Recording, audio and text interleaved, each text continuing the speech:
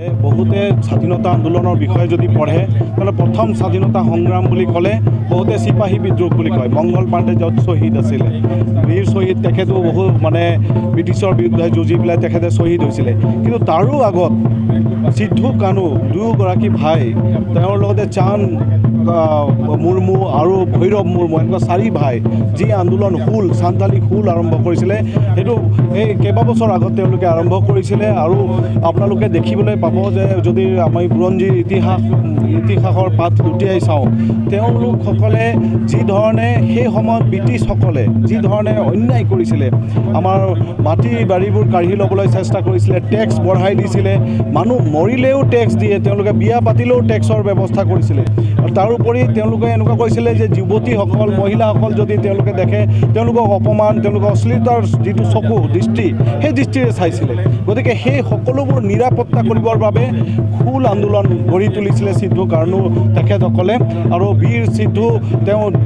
জ্যেষ্ঠ ককায়েক আছিলে। তেখেতে যি ধৰণে আন্দোলন কৰি তুলিছিলে, এই আন্দোলনত প্ৰায় 50,000 যিটো সান্তালী পৰগনা বুলি কয়, 6টা ডিষ্ট্ৰিক্ট আছে, এই 6টা ডিষ্ট্ৰিক্টৰ সান্তালী পৰগনাৰ 50,000 প্ৰায় 400 গাঁৱৰ মানুহ একত্ৰিত হৈছিলে আৰু এই আন্দোলন কৰিছিলে 1855 চনত। আৰু 1855 চনতে তেখেতসকলে যি ধৰণে আন্দোলন গঢ়ি তুলিছিলে, আৰু সেই বহু ব্ৰিটিছ সেই সময়ত যিবিলাক অত্যাচাৰী ব্ৰিটিছ আছিলে তেওঁলোকৰ বধ কৰা হৈছিলে। তেওঁলোকৰ বিভিন্ন ধৰণে তেওঁলোকৰ ওপৰত তেওঁলোকে যি ধৰণে এই আদিবাসী জনগোষ্ঠীৰ ওপৰত যেনেকুৱা নিৰ্যাতন কৰিছিলে, সেই নিৰ্যাতন কৰাৰ বিৰুদ্ধে তেওঁলোকে মাত মাতাৰ উপৰিও উইথ একশ্যন তেওঁলোকে কাম কৰিছিলে। গতিকে সেই সময়ত সিদ্ধু কানু সকলৰ যি নেতৃত্ব, সেই নেতৃত্বৰ ওপৰত বিশ্বাস কৰি হাজাৰ হাজাৰ মানুহ ওলাই আহে। গতিকে তেখেতসকলে যি ধৰণে ব্ৰিটিছক পৰাভূত কৰাৰ কাৰণে চেষ্টা কৰিছিলে, সেই চেষ্টাৰ মাজতেই ক'ৰবাত তেওঁলোকক দুয়োকে কৰায়ত্ব কৰিবলৈ সক্ষম হ'ল ব্ৰিটিছ। আৰু ব্ৰিটিছ কৰায়ত্ব কৰি পেলাই তেওঁলোকৰ নিজৰ জন্মস্থান গাঁৱতে ফাঁচি ওলমাই দিলে। এটা বৰ দুঃখজনক ঘটনা। গতিকে সেই 1856 চনত তেখেতক ফাঁচি কাঠত ওলমাই দিয়া গ'ল। আৰু সেই 1856 পৰা আজিলৈকে আমি যিটো 2024 চনলৈকে এইটো প্ৰায় 159 শ্বহীদ দিৱস তেওঁলোকৰ। গতিকে তেখেতৰ মৃত্যুত আমি শ্ৰদ্ধাঞ্জলি জনাইছোঁ। সেই বীৰসকলে যি বাটকটীয়া হিচাপে তেওঁলোকে ব্ৰিটিছৰ সেইটো সময়ত বন্দুকক ভয় কৰা নাছিলে, ব্ৰিটিছৰ চাবুকক ভয় কৰা নাছিলে, ব্ৰিটিছৰ যি শাসন ব্যৱস্থা আছিলে তাক ভয় কৰা নাছিলে। আৰু তেওঁলোকে আগুৱাই গৈছিলে যাতে ভাৰতৰ জনতাক তেওঁলোকে স্বাধীনতা দিব পাৰে, তেওঁলোকে যাতে মাটিৰ অধিকাৰ পাব পাৰে, নিজৰ স্বাভিমানৰ অধিকাৰ পাব পাৰে, সেই অঞ্চলত যাতে তেওঁলোকৰ সম্পূৰ্ণ অধিকাৰ সাব্যস্ত কৰাৰ লগতে ব্ৰিটিছক যাতে খেদি পঠিয়াব পাৰে, তাৰ যিটো সংকল্প লৈছিলে সেই সংকল্পক আমি নমস্কাৰ জনাইছোঁ। তেওঁলোকৰ গোটেই পৰিয়াল তাৰ বাবে মৃত্যুবৰণ কৰিব লগা হ'ল। প্ৰায় 20,000 মানুহৰ হত্যা হ'ল, 30,000 মানুহৰ হত্যা হ'ল সেই সময়ত। গতিকে ইমান মানুহৰ মৃত্যু, ইমান মানুহ একেলগে 30,000 মানুহ একেলগে মৃত্যু হোৱা বেলেগ নজিৰ নাই।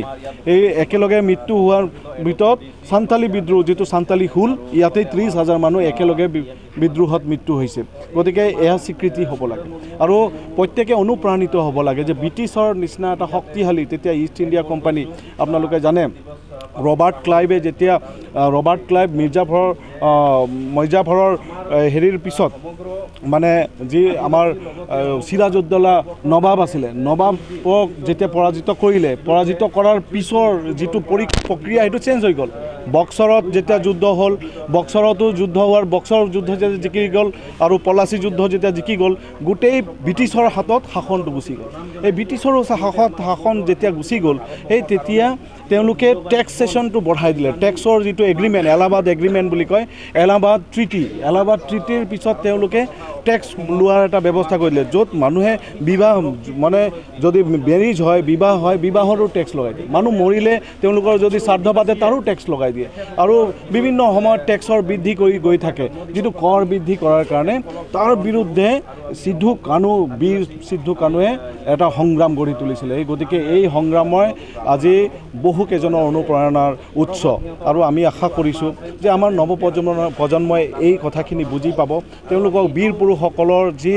তেওঁলোকৰ ত্যাগ তেওঁলোকৰ যি সমৰ্পণ এই সমৰ্পণক সদায় শ্ৰদ্ধা জনাব শ্ৰদ্ধাঞ্জলি জনাব ইমানে আশা ৰাখিছোঁ গতিকে এই সান্তালী সমাজ বুলিয়ে নহয় এই ভাৰতৰ প্ৰাচীনতম জাতি সান্তালী জাতি প্ৰাচীনতম এই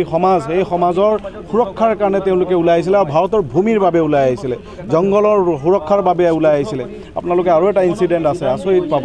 যেতিয়া সান্তালী হুল যেতিয়া আৰম্ভ হোৱাৰ পথত সেই সময়ত এই ৰেলৰ কনষ্ট্ৰাকশ্যন চলি আছিলে ৰেলৰ লাইনৰ কনষ্ট্ৰাকশ্যন চলি আছিলে সেই সময়ত যিটো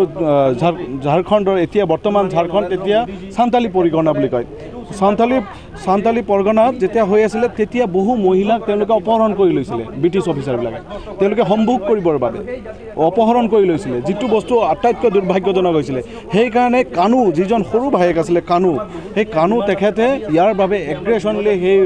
ব্ৰিটিছ অফিচাৰসকলক ধৰি তেওঁলোকক কিন্তু বধ কৰিছিলে আৰু তেওঁলোকে সেই ছোৱালীমানৰ কাৰণে কৰিছিলে সেয়া কথা গতিকে সেই ব্ৰিটিছে আমাক 200 বছৰ কাল শোষণ কৰিলে তেওঁলোকক সেই সময়তে খেদি পঠোৱাৰ বাবে তেওঁ প্ৰয়ত্ন কৰিলে যিটো আমাৰ 1947 চনত সম্ভৱ হৈ উঠিল কিন্তু তাতকৈ কিমান বছৰ আগতেই আমাৰ সান্তালী যি আন্দোলন সেই আন্দোলনে এই পঠিয়াৰ কাৰণে প্ৰয়াস কৰিছিলে গতিকে এই প্ৰয়াসক আমি শ্ৰদ্ধাঞ্জলি জনাইছোঁ নমস্কাৰ জনাইছোঁ তেওঁলোকক চেলুট জনাইছোঁ আৰু তেওঁলোক যাতে অমৰত্ব লাভ কৰে আমাৰ সকলোৰে হৃদয়ত সেইটো কামনা কৰি পেলাই আপোনালোকে যি ধৰণে আজি আমাৰ যি সিদ্ধু কানু মন্দিৰ আছে আমাৰ ইয়াতে এই মন্দিৰত এই অনুষ্ঠানটো কৰিছে আৰু অনুষ্ঠানটোত উপস্থিত আছে অসীম হাজদা ডাঙৰীয়া আমাৰ আদিবাসী ৱেলফেয়াৰ কমিটিৰ ৱেলফেয়াৰ ডেভেলপমেণ্ট কাউন্সিলৰ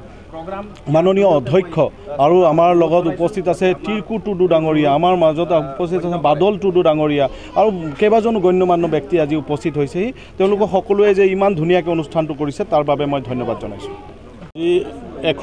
169তম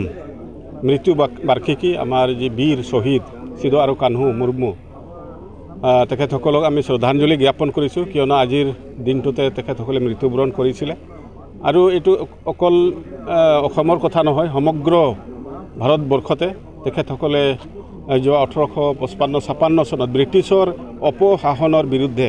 তেখেতসকলে মাত মাতিছিল সংগ্ৰাম কৰিছিল আৰু জাতিটোক নিৰাপত্তাৰ ক্ষেত্ৰত আগবঢ়াই লৈ যাবলৈ নিৰাপত্তা প্ৰদান কৰিবলৈ তেখেতসকলে নিজৰ আত্মাও বলিদান দিলে গতিকে আমি আজিৰ দিনত প্ৰতি বছৰে তেখেতসকলৰ জন্ম বাৰ্ষিকীত আৰু মৃত্যু বাৰ্ষিকীত তেখেতসকলক আমি শ্ৰদ্ধাঞ্জলি জ্ঞাপন কৰোঁ আৰু আমি আশা কৰোঁ তেখেতসকলৰ আত্মাই স্বৰ্গত চিৰ শান্তি লাভ কৰক এইখিনিয়ে আমি কামনা কৰোঁ আৰু মেইন কথাটো হ'ল তেখেতসকলে যি কাৰণত সংগ্ৰাম কৰি গ'ল তেখেতসকলে আমাৰ জাতিটোক সমগ্ৰ ভাৰতবৰ্ষৰ আদিবাসী জাতিটোক তেখেতসকলে এটা ৰাস্তা পথ দেখুৱাই দিলে আৰু দেখুৱাই গ'ল অনুপ্ৰেৰণা যোগাই ৰাখিলে গতিকে আমাৰ আহ্বান সেইটোৱে থাকিব আদিবাসী ৰাইজৰ ওচৰত যাতে তেখেতসকলে যি পথ দেখুৱাই গ'ল যি অনুপ্ৰেৰণা আমাক দেখুৱাই গ'ল সেইটো যাতে পালন কৰি যায় আৰু ভৱিষ্যতৰ দিনত নিশ্চয়কৈ তেখেতসকলৰ অনুপ্ৰেৰণাৰ ৰাস্তাইদি যদি আমাৰ জাতিটো খোজ কাঢ়ে বা আগুৱাই লৈ যায় নিশ্চয়কৈ মুক্তি হ'ব আৰু যি পাবলগীয়া আমাৰ সাংবিধানিক অধিকাৰ এতিয়াও আমি পোৱা নাই সেই সাংবিধানিক অধিকাৰখিনি আমি নিশ্চয়কৈ পাবলৈ সক্ষম হ'ম এইখিনিকে আজিৰ এই মৃত্যু বাৰ্ষিকীত মোৰ বিশেষকৈ আমাৰ AWDC চেয়াৰমেন হৈ মই এইখিনি চৰকাৰৰ ওচৰতো আহ্বান ৰাখিলোঁ আমাৰ জনসাধাৰণৰ ওচৰতো আহ্বান ৰাখি মোৰ কথাখিনি ইয়াতে শেষ কৰিছোঁ তেখেতসকলে যি অনুপ্ৰেৰণা যোগাই দিলে বা দি থৈ গ'ল তেখেতসকলৰ নিচিনা আমাৰ সমাজত জাতিটোত নিশ্চয় আমাৰ লিডাৰ হ'ব লাগে আৰু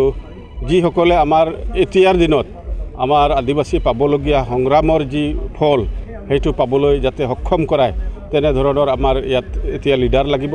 আৰু নিশ্চয়কৈ তেখেতসকলৰ অনুপ্ৰেৰণাত আমি আগবাঢ়িলে নিশ্চয়কৈ আমি সফল হ'ম এদিন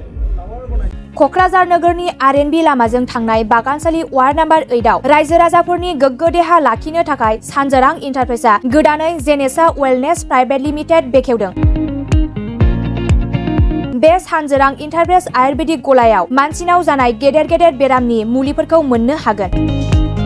किडनिकाव अन्थाइ जानाय, आथिं आखाइ जरा जरा सानाय, लिभार गाज्रि जालांनाय, मोदोमनि माननाय आरो बेनि अनगायैबो बायदि बायदि गेदेर गेदेर बेरामफोरनि मुलिफोरखौ बे सानजोरां इन्टारप्राइजआव लांफैनो हागोन।